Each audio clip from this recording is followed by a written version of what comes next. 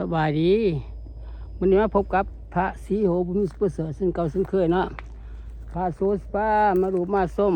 บรรยากาศ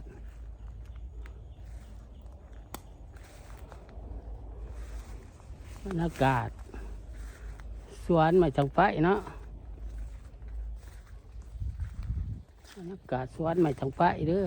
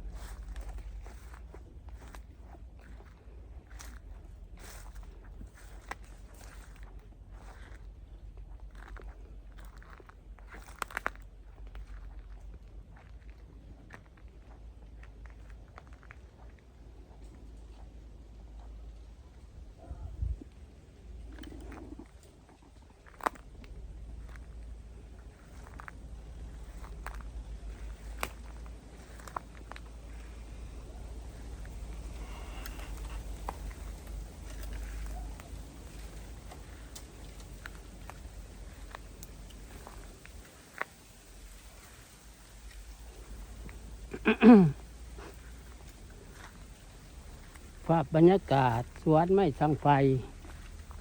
เอามาให้ดูให้ชมให้ FC ลาวไทยต่างประเทศเขาดูเข้าชมช่อง YouTube ของพระศรีโหบุญมีประเสริฐเด้อกดไลค์กดแชร์เนาะกดติดตามเนาะ